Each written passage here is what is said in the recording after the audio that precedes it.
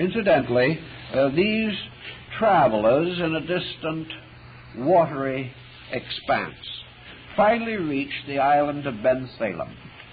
And here they found a fair city, well governed. And here they were welcomed by a Christian people who had been converted centuries before by a wonderful miracle wrought through St. Bartholomew, by which the Scriptures had reached them in a mysterious ark-like box floating on the sea and guarded by a pillar of light. In any event, when these mariners reached this far distant and apparently inaccessible place, they found themselves in the presence of a cultured people, receiving them kindly and with all humanity, and willingly sharing with them much of their knowledge and their understanding. Now, in the midst of this fair city was this mysterious house of Solomon, and it was here that stood in glory the college of the 6 days' work. Now, the masters of this college, those who were the governors and leaders and instructors in the house of the 6 days' work, were rarely seen even by the inhabitants of Ben Salem. They lived strangely alone and apart in their great university city. There seems to be no clear insight as to where the student body came from, incidentally, which might cause us also to wonder about the story a little, and to suspect that we are dealing with double talk. But these mariners, as a good story must always have it, were blessedly fortunate in being allowed to meet one of the mysterious elders of Solomon's house. And from him they received a certain information or knowledge. And the lines involved in this are so well known and so famous that I think it would pay perhaps to revive them by reading the salutation of this master of Solomon's house to this seafaring wanderer who came to this strange shore and was permitted to meet this august and most wonderful person. And this wise man, seated enthroned, surrounded by his attendants, thus addressed the sailor who had come in search of security to the land of Ben Salem. The elder says, "God bless thee, my son. I will give thee the greatest jewel I have, for I will impart unto thee, for the love of God and men, a relation of the true state of Solomon's house. Son, to make you know the true state of Solomon's house, I will keep this order. First, I will set forth unto you the end of our foundations. Secondly, the preparations and instruments we have for our works. Thirdly, the several employments and functions whereto our fellows are assigned. And fourthly, the ordinances and rites which we observe." Then there is a break, an open space, and this 4-line paragraph set apart from the rest of the text. "The end of our foundation is the knowledge of causes, the secret motions of things, and the enlarging of the bounds of human empire to the effecting of all things possible." This is, in substance, the code or credo of the College of the 6 days' work. That the end of all of our foundation is the knowledge of causes. Now, this is really one of Lord Bacon's most profound scientific statements, and this in itself entitles this work, as Dr. Raleigh points out, to be included in a scientific text.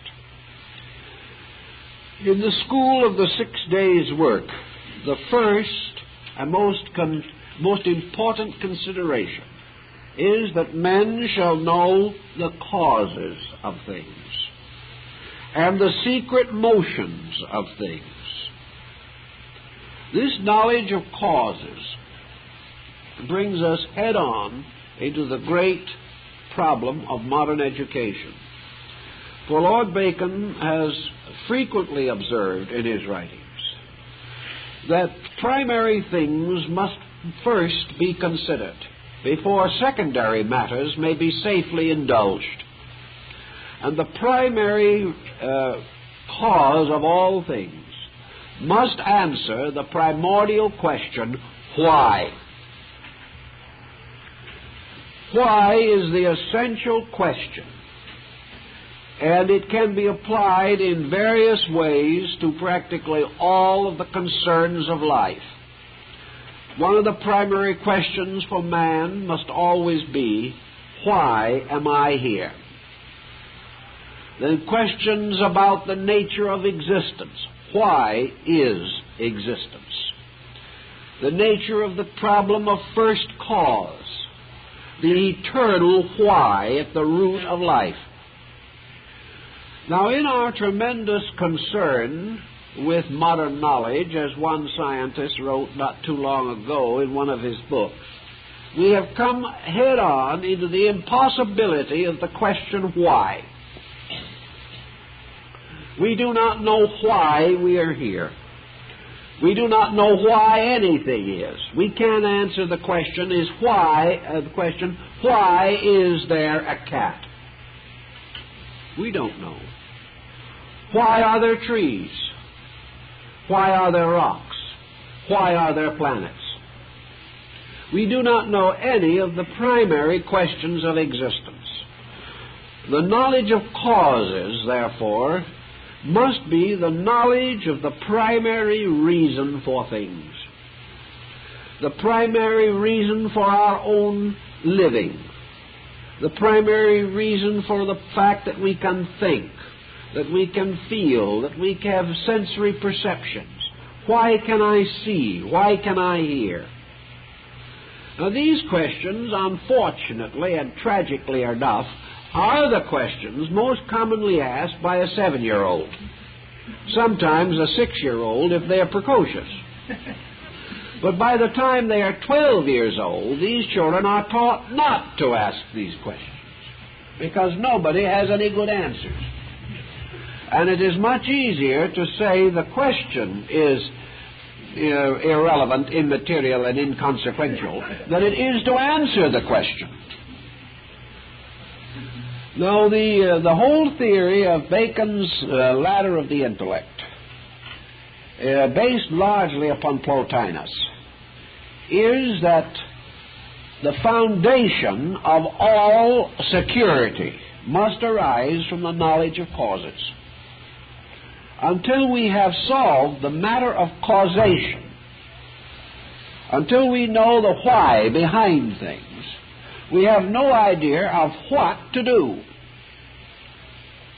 We do not know what nature wants. We do not know what God wills. Bacon points this out quite strongly. We simply are unable to obey because we do not know what we are obeying. We have certain concepts about things, and we have developed a series of theological postulations to largely fill the interval of why. Then we have taken this why and arbitrarily, in our own thinking, redefined its meaning. So that science says today, whenever we ask why, we mean how. We do not ask why a thing is, but how it operates. If you want a definition of electricity, you will not find out what it is, you will find out how it operates. And you will also find that most things are named from their functions and not from their substances.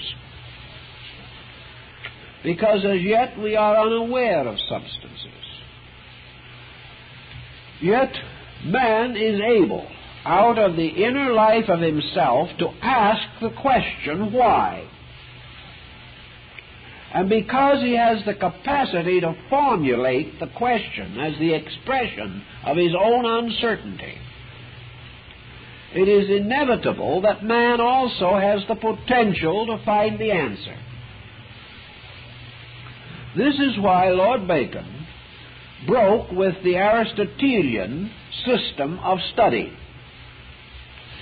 He believed decidedly and definitely that we could no longer build a way of life upon a series of arbitrary formulas, regardless of how enlightened, noble, and really beautiful these formulas may be. We cannot answer a question with a definition. We cannot answer why by going into a long and rambling discourse on what other people have thought about why. To Bacon, therefore, the problem of the great university had to do with the correction of the direction of our effort. That instead of first attempting to swallow the entire world of knowledge at a single gulp, the problem that confronts us is to discover the nature of causes, to head into this rather than away from it. Instead of regarding the problem of causation as a taboo area, or a place where only madmen and mystics dare reside, we have to begin to think of the directing of the faculties of man to the discovery of why, or of the nature of causes.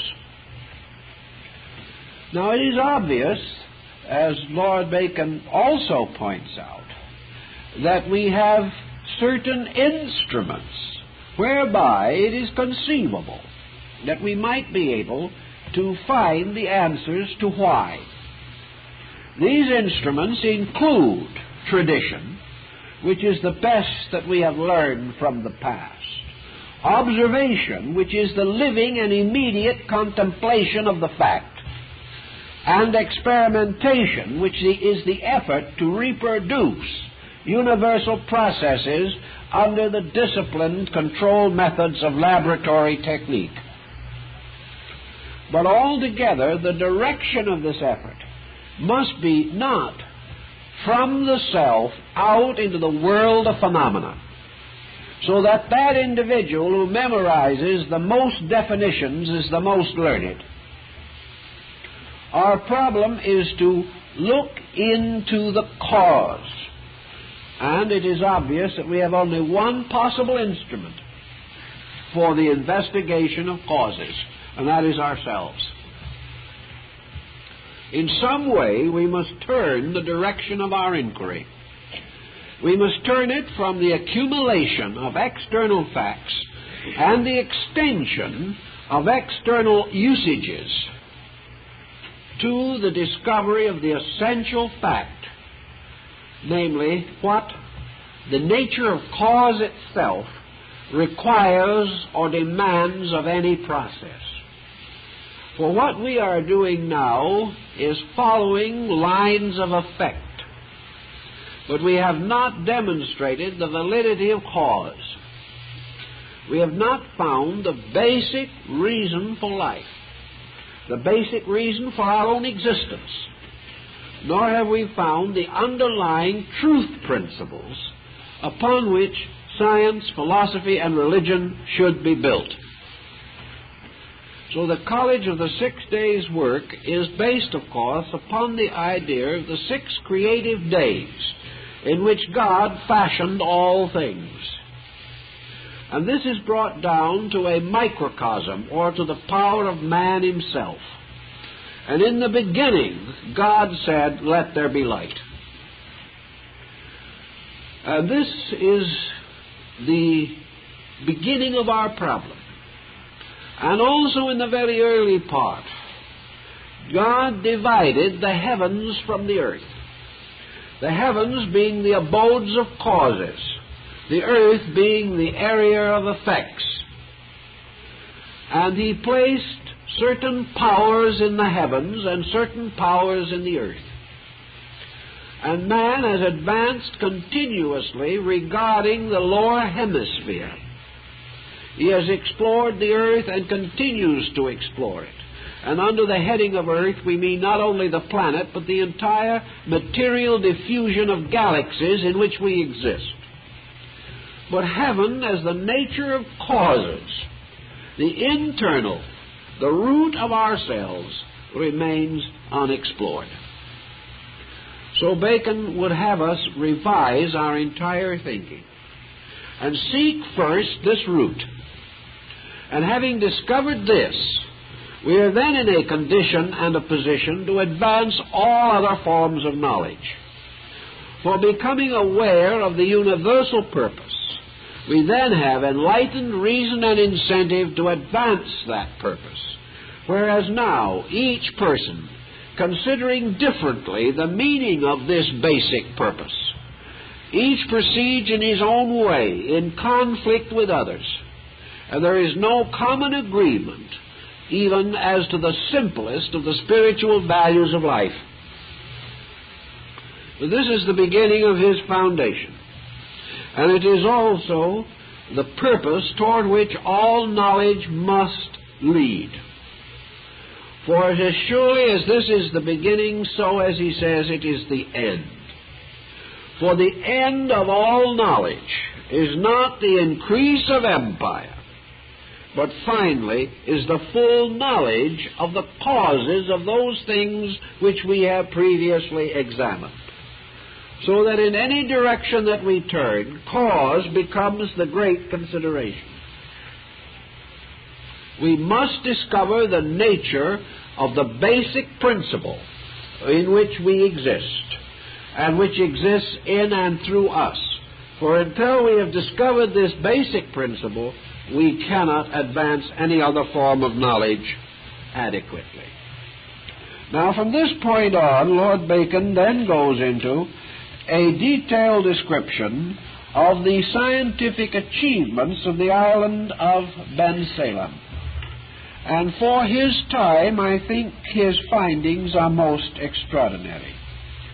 For he declares that in this great college, we have to face an entire system of life based upon continual research into the natures of things to discover their reasons and their purposes, and also how these reasons and these purposes can be directed to the security and improvement of man, so that in the end man shall attain all good things that are possible to man.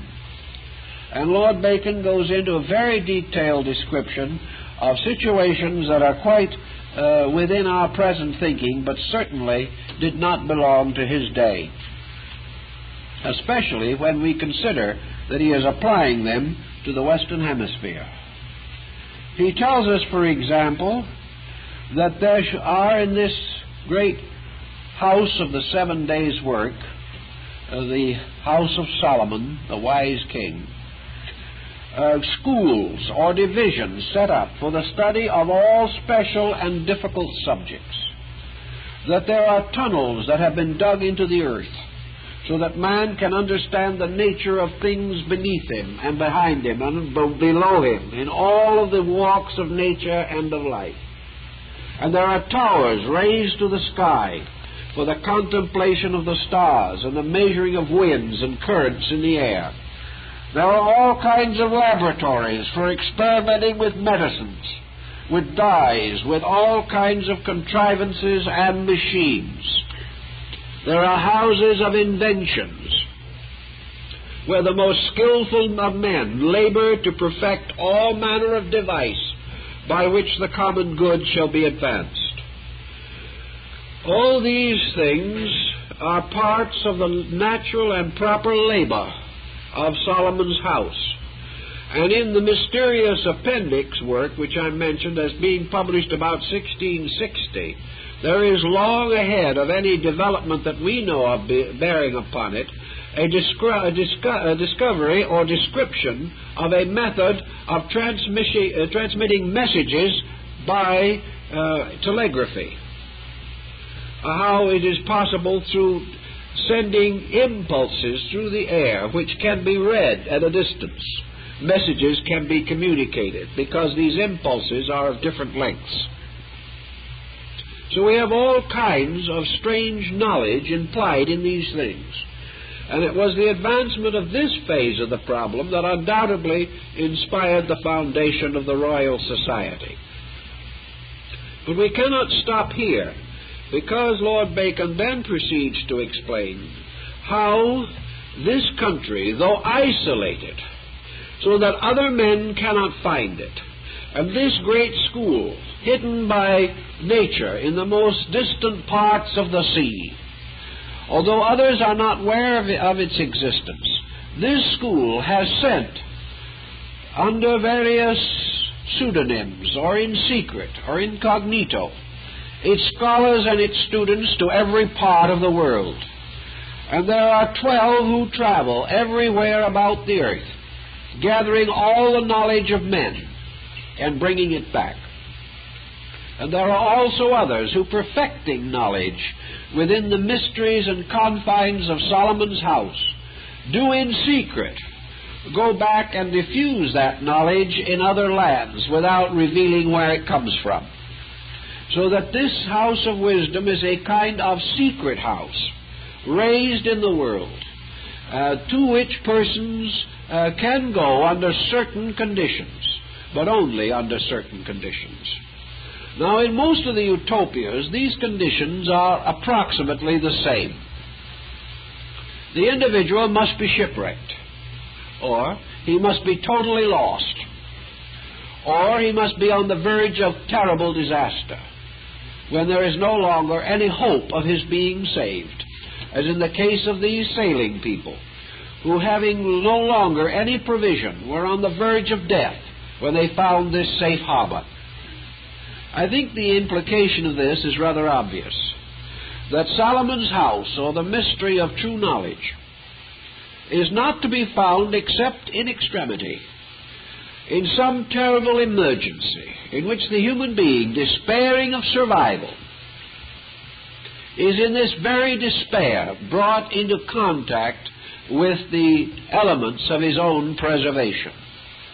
The general theme behind all the utopias is that men will not turn to this kind of essential knowledge until they despair of survival by any other means. That by nature the individual is self-centered and self-purposed, that he will continue in his present courses as long as he can endure them. And it is only when he recognizes the immediacy of an ultimate disaster that he prays earnestly and genuinely for salvation. And having thus addressed heaven, having in this way sincerely opened his heart, having asked as the ancient American Indian did, that the elders of the true ones will show him the way, becoming thus humble in his own spirit, then he discovers rising before him the blessed city of the utopias. This again suggests the journey of man in his quest of essential knowledge, that it is only in some terrible crisis that the individual will come face to face with his own inadequacy. And the apparent indication in all of it is that this utopia, this house of Solomon, is in some way always accessible to man.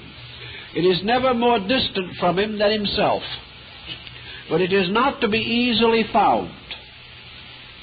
That agents and messengers from it are constantly going forth, and also that all the news of the world is brought to them, but they themselves are concealed.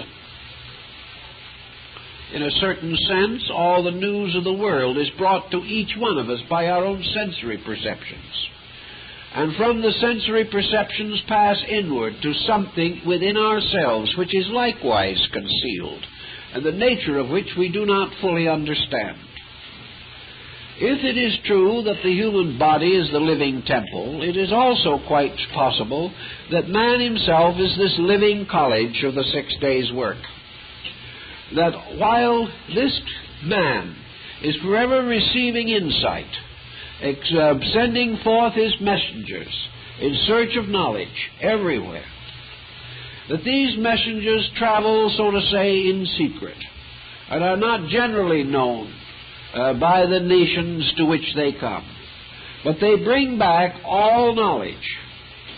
But the school itself, which is to use this knowledge, which is to gradually bring it together into this great mystery of causation, to solve the mystery of causes, this school is unseen, connected to the world perhaps only by this bridge of sensory perception. Consequently, we have the feeling, perhaps, that in prayer, in destitution, in great emergency, under tremendous difficulty, men suddenly ceasing to be worldly wise, turning from this peculiar course that has always led civilization to destruction, becoming humble, becoming receptive to light from within, are then enabled to make use of this great wisdom that lies within us. Actually, inside of man, the 7 days of creation exist. Within each one of us are the rounds and racial cycles which have preceded us. Man is the product himself of the 7 great creative cycles. And within his own nature, he has a record of all that has gone before. Within himself is the living history of his world. Within his own subconscious is the living experience of his own eternity. Somewhere submerged in him is the lost world of the past. We try desperately to restore civilization from rocks and ruins. Actually, this civilization is a subconscious part of our own natures. We were Babylonia. We were Egypt. We were the glories of Greece and Rome. We were all that has preceded us in history. But between us and our ability to grasp this implication lies this difficult wall of our own materialism. While man is convinced that he had no existence prior to his present life and will have no existence subsequent to it, he is locked within a small cycle of immediate events. This in itself will destroy his relationship to the past and future. It makes it impossible for him to justify the one thing that is necessary, and that is the exploration of his own psychic potential. If man can dig far enough and deeply enough into himself, he will stand face to face with the total living universe. He will stand in the presence of all of the dynamic factors that make up existence.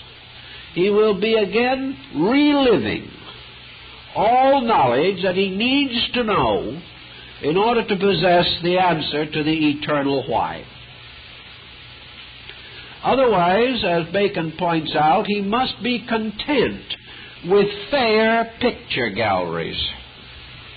He must be content merely to look upon the shadows of things, drawings and sculpturings. He must see fair statues of ancient persons, honored for their various achievements. He must look upon all things from a strange historical perspective. But these picture galleries, whether they be carved in archaeological rock or what they may be, are not the living facts. They are the bones of things dead. They died because of the circumstances within themselves which caused death. But they also lived at one time because of the vital realities in them which promoted life. In order to solve the mystery of life, we must work with life and not with death. In order to solve the substance of things, we cannot become wholly and totally absorbed in shadows. It is interesting to restore the hanging gardens of Babylonia, but we can restore them and die today. The problem is, what was the living force behind Babylonia? What did we learn there? In what way did Babylonia become a part, a step, in the unfoldment of a great stream of life moving forever in space? This is the secret motion of things referred to by Bacon. For this secret motion is the motion of life itself, the motion of things from their causes through their events to their ends. The secret motion of things in man is the motion of his own life principle, from an eternity of remote past to an eternity of incredible future.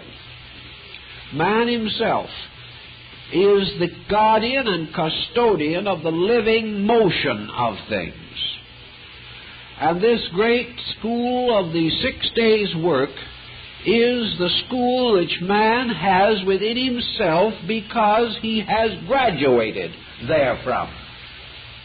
We could not be here if we had not graduated from the past. Maybe we graduated without honors, and it sometimes looks as though we barely made it. But in the same time, we have been there, we have done it. We have come through in some way. Perhaps the papers were never marked in our cases, but we did come through. We have lived through the school of the 6 days' work.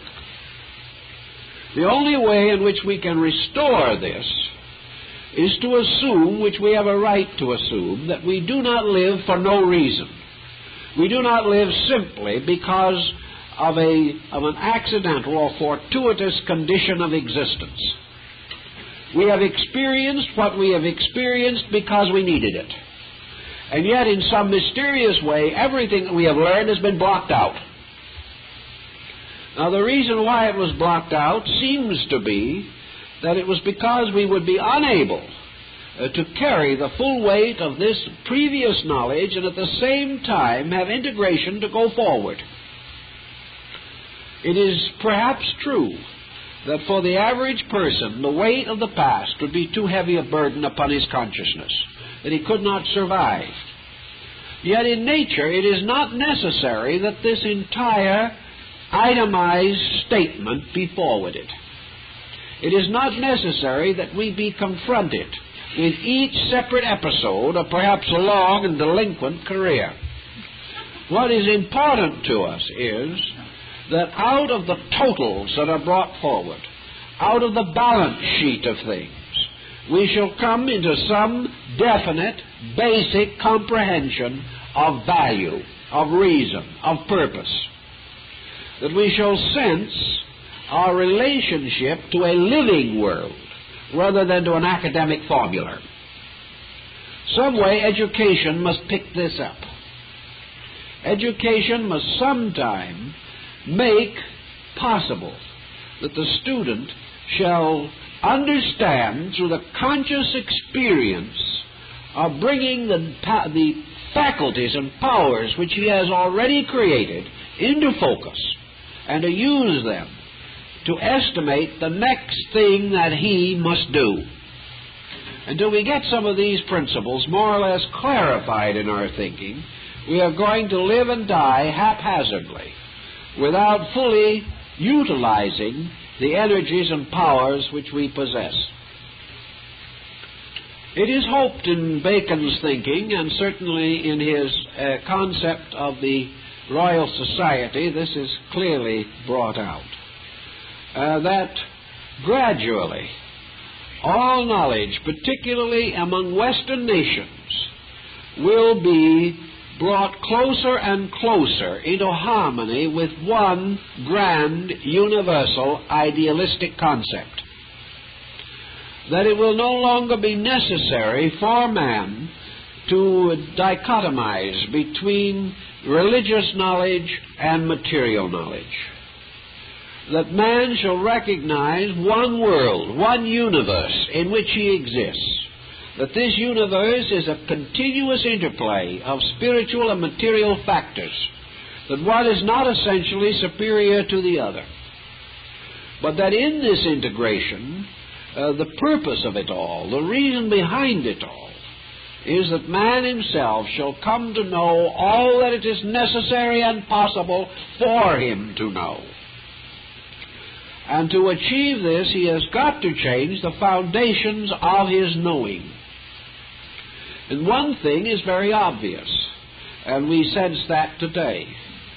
In the 70 or 80 years in which we live here, there will be and are being made magnificent discoveries. Our own ways of life are such that most of these discoveries will elude us. We will never understand them while we are here. We will depart from this world in due course, and discovery will go on. We have very little understanding of the discoveries that have been made in the past. Our present pressure of life is so great that the progress of the moment is comparatively meaningless to us, and we will be gone when this progress produces in turn new fruit to carry forward our search for eternal knowledge. Therefore, if man must historically know all things, he would have to continuously exist here forever. If he is historically to know even what happens in the course of his lifetime, he must have energies, powers, freedoms, abilities, privileges which the majority of human beings do not possess. Therefore, even if we are alive in an important generation, only a small percentage of people will ever be able to truly benefit by this importance. The entire situation is such that our present way of approaching knowledge must end in futility, because it must end always in the passing away of an ignorant generation. Even if we have learned everything possible, in terms of the next generation, we would still be ignorant. Even as the past, great as it was, would be considered ignorant today in terms of many things that we know. So man never catches up with knowledge.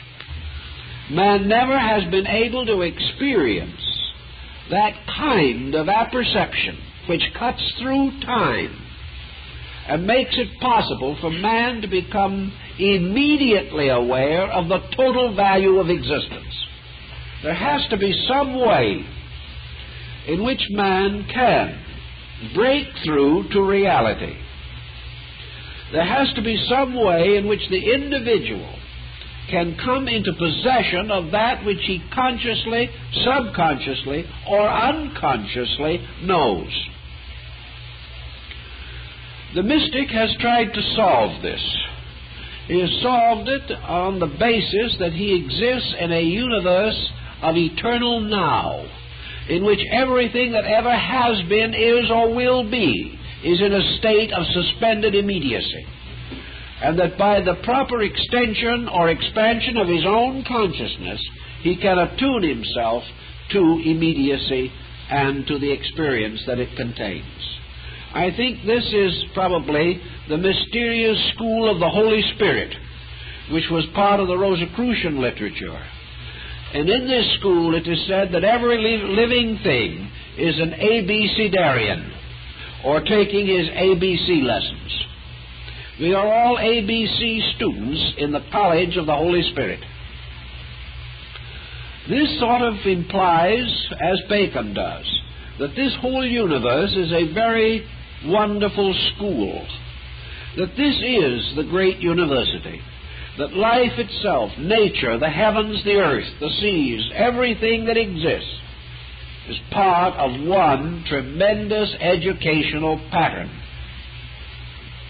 Man's need is to become capable of adjusting his own consciousness to this pattern without falling into the net of minutiae,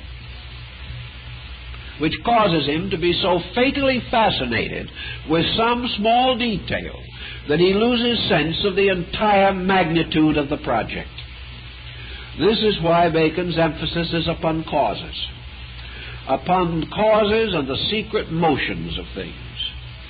Because our true knowledge is not to be gained in this endless questing of minutiae, but in our sudden awareness of the essential purpose of the whole thing. It is certainly obvious that man, even had he the memory of a prodigious giant, had he the memory of God, would be taxed by the innumerable things that exist to be remembered. And in this generation, the amount of knowledge to be remembered is being doubled every 10 or 15 years.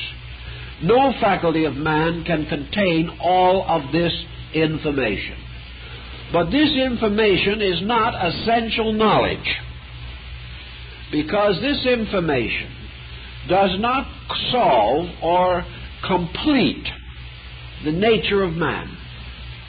The essential knowledge is that man shall become a completely enlightened creature, that man himself shall become self-sustaining in space, that he shall have conscious association with the larger universe around him, shall recognize his citizenship in space, and shall no longer be a lonely traveler shipwrecked on a desert island, that he shall no longer be this lost wanderer hunting for a utopia. For the whole world is in itself his college, his school. But in order to understand this and make it a vital fact, man must learn how to study. He must learn what to study. He must recognize the difference between eternal truth and those facts which are interesting but not solutional. We have gone off again on the deep end of non-solutional fact. We can have all these facts and die miserably. We can continue to build these facts, pyramiding them upon one another, and still have another war with the most devastating consequences. These facts belong to certain luxuries of our thinking. They are perhaps ornamentations of our specializations, or even they may be avocations of our leisure hours. But the discovery of how to get to the moon is nothing more or less than an avocation of leisure hours. When we get all important things done, we can enjoy this if we wish to. If we ever get everything else important done, we probably would no longer wish to do this. But in any event, the development of great armaments, the expansion of great skills, these things are of the leisure of man, for they still do not prevent or remedy any of the principal emergencies of life. The great solution lies in the need of the direct thing, and the only answer to this need is that all attention should be devoted to the exploration of man's internal resources, so that from a full knowledge of man's own inner structure, we shall be able to build within him a foundation upon which his character can stand and upon which all other labors can be accomplished. And the implication in the new Atlantis is that we will find in man, under the spiritual dominion of consciousness itself, this great assembly of the learned, that the master of Solomon's house is consciousness itself, and that if we are able to find this consciousness, if we are able to find this core, we shall then come to essential knowledge. And having achieved this, and having protected our destinies and the destinies of our kinds from any emergency or catastrophe, we may then have our amusements. We may have our idols, be they of the marketplace or of the cave. We can explore any subject we wish, because we have already established ourselves on a firm foundation.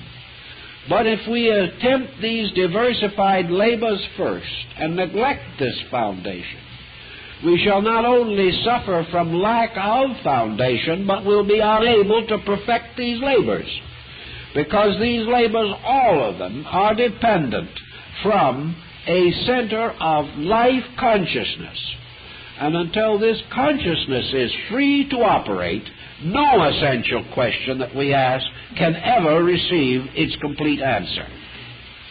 All answers come from within, from the same place that the question comes from.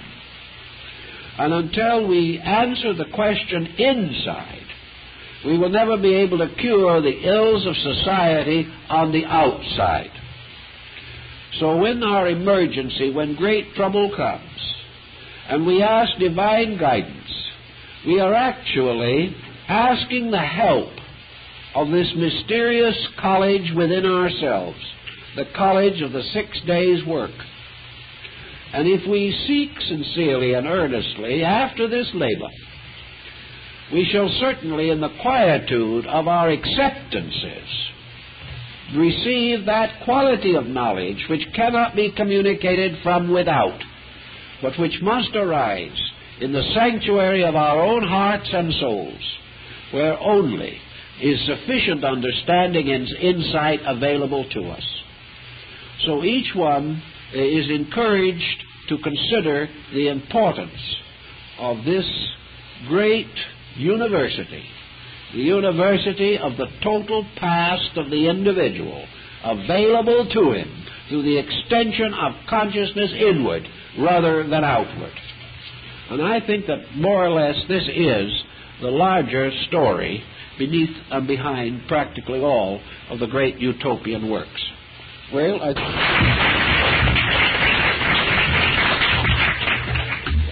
don't forget the big time Sunday.